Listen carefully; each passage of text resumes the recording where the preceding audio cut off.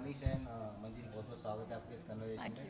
Thank you. Baa baa black ship reminds a child memories, और एक story याद आती थी जब माँ हमें बोलती थी, मेरा बेटा तो बेटा पोइट्री बोल के बताओ। हाँ कौन सी पोइट्री आती है आपको? तो आपको यार, याद आता हो? बिल्कुल बाबा ब्लैक शीप याद है। आई थिंक सबको ही याद है। तो आई थिंक जब फिल्म आई तो ऑब्वियसली हमें भी बचपन की यादें जो है वो याद आई। बट आई थिंक फिल्म में ऐसा कुछ नहीं है जो आपको बचपन में ले जाएगा। ये एक अलग ही कहानी है एंड एक फैमिली एंटरटेनर है and hoping for the best. अच्छी बनाई है, मज़ा किया। एंड मंजिल, does remind your childhood memories Of after seeing the title? of course, like जब मुझे विश्वास ने बोला था कि हमारी फिल्म आ रही है बाबा, like you know, like I want to cast you for Baba Black sheep, मैं तो नाम सुन के I was sold. I was like, wow, this is sounding very interesting. And of course, when I heard the script, it was more so like, you know, Sone Pe Suhaga. I was like, wow, it's a very very different, out of the box, you know, comic thriller. So I'm very happy to be a part of it. जब star cast की बात करें तो like के अनु जी, अनु और अनुपम खेर जी, एक bunch of talent हाँ। एक साथ आता है जी। और फिर आप उनसे जुड़ते हैं जी। तो कितना प्राउड मोमेंट होता है कि हाँ, अब इनसे को भी कुछ सीखने मिलेगा और मज़ा भी आएगा। बिल्कुल यार, बिल्कुल सीखने को मिला। मैं तो आज भी वही कहता हूँ, मैं वही दिल्ली का लड़का हूँ जो वो हीरो बनने आया था और आज भी वैसे ही सेट पे जाता हूँ, बिल्कुल लाइक न्यू कमर। और जब इतने बड़े एक्टर्स के सामने खड़े होकर काम करने का मौका मिलता है तो बड़ी खुशी होती है। बहुत सीखने को मिलता है इनसे। सो आई थिंक इस फिल्म में काम करने के मौके के साथ साथ बहुत सीखने का मौका मिला।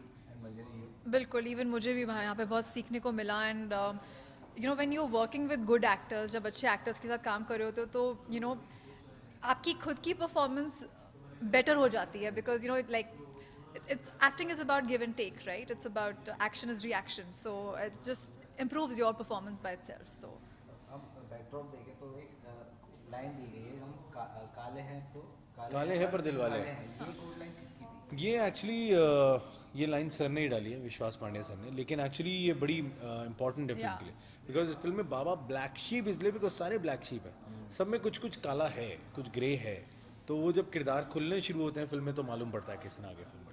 Also, Anupam Kher played different types of character in the हाँ, दो Yeah. किरदार निभा रहे हैं सर। तो मज़ा आता था उनको देख के कि किस तरह वो एक किरदार में जाके फटाफट दूसरे में आ जाते थे। तो बड़ा सीखने को मिलता था यार, किस तरह आप कैरेक्टर को संभाल कर रखते हो अपने अंदर और कैसे लाइन में निकल के आता है कैरेक्टर। सॉन्ग लॉन्च पे था मैं हार्ड रॉक कैफे में, तो मतलब बहुत ही अच्छी एक महफिल जम गई थी जब स्टार का साथ जी। मस्ती हुई थी। जी। अनु कपूर जी मतलब जब भी कुछ बोलते हैं तो उनके बोलने में भी एक डायलॉग होता है। हाँ करेक्ट। yeah, एक डायलॉग होता है हर चीज़ में आई थिंक वो एक एक किस्सा जो हमें उन्होंने सुनाया है फिल्म में, इतना मज़ा आता था उनके साथ बैठ के। बिकॉज एक तो उन्होंने इतनी इंडस्ट्री देखी है, खुद का नॉलेज बहुत है। तो आई थिंक वो जो किस्से सुनाते थे बड़े मज़ेदार थे। Any interesting? आई थिंक हर किस्सा एक अभी वीडियो अभी बस थोड़ी देर में वायरल होने ही वाला है। हम लोग जब डिनर करते थे एक साथ, हाँ। तो अनु कपूर सब गाने गाते थे। तो उन्होंने एक गाना गाया, वो किस अंदाज में गाया वो हम बस थोड़ी देर में लीक करने वाले हैं video. Anu sir sorry but हम लीक करने वाले हैं। और ये जो कॉम्बिनेशन है अनु कपूर का और अनुपम खेर का, जी। बहुत इंटरेस्टिंग है। जी, जी। लाइक जब वो दोनों साथ में होते हैं ना तो एक स्टेज गर्म हो जाता है, माहौल बन जाता वो तो आपने खुद ही देख ही लिया था उस दिन, किस तरह यू नो टेक ओवर कर लेते हैं एंड खूब इंजॉय करते हैं। आई थिंक वही मज़ा है।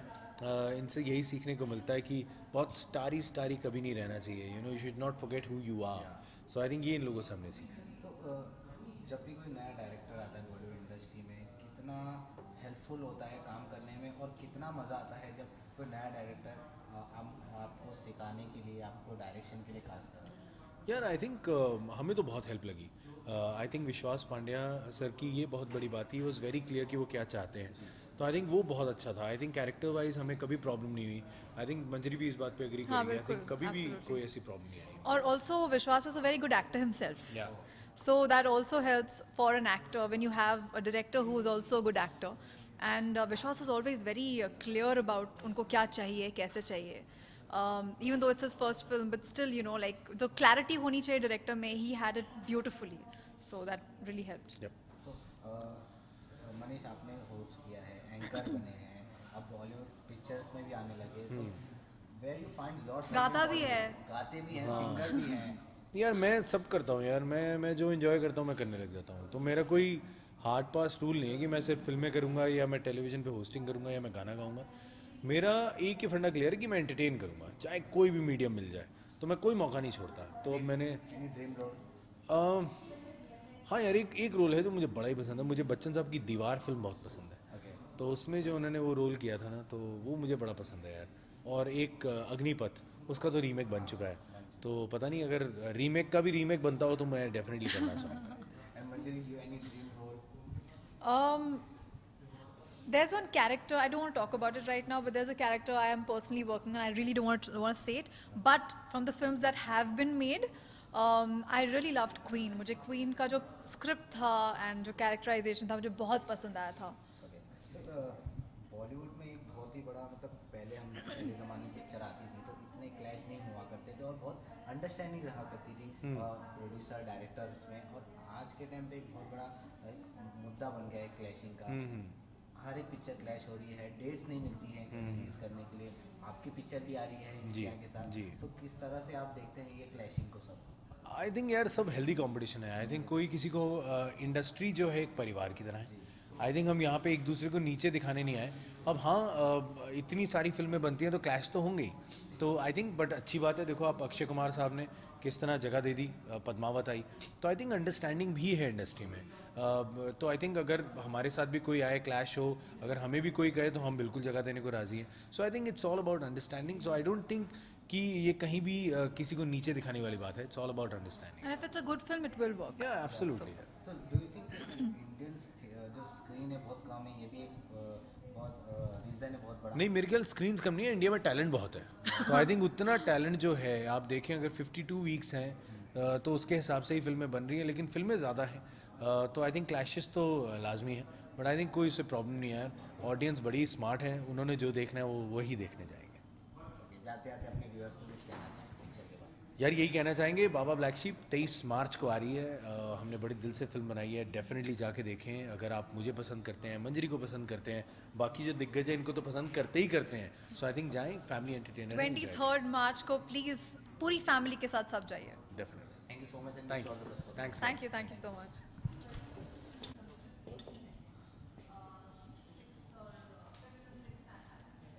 तो बहुत बहुत स्वागत है आपका इस कन्वर्सेशन में। पिक्चर की बात करें, Baba Black Sheep, how this happened, like first movie of your debut in the Bollywood.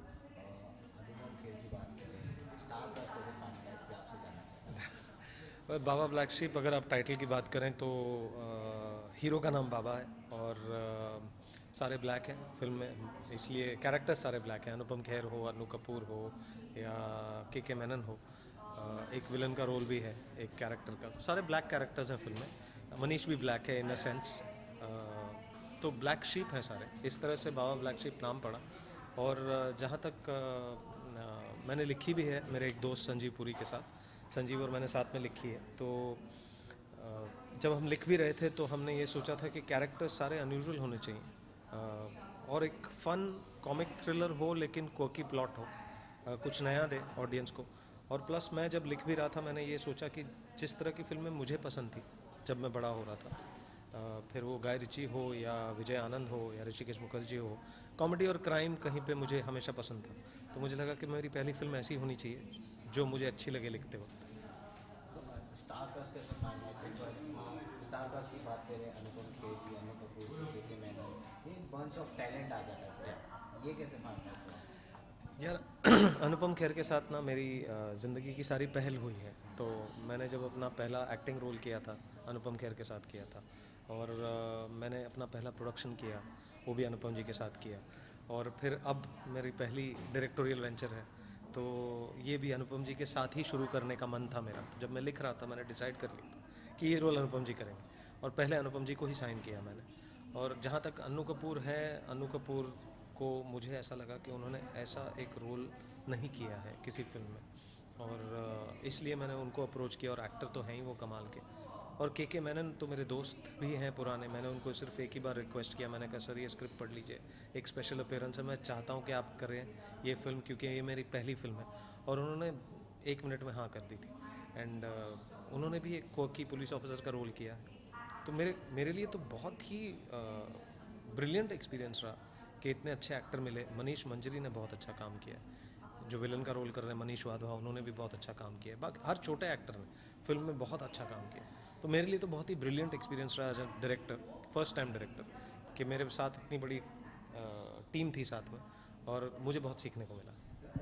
Shoot की बात करें तो जब सॉन्ग लॉन्च पे हमने देखा था काफ़ी मस्ती हो रही थी जब अनु कपूर जी और अनुपम खेर आते हैं, अनु कपूर जी, तो बहुत ही मस्ती हो रही थी। तो ऑन लोकेशन शूट पे आप कैसे डील कर पाते थे सबसे?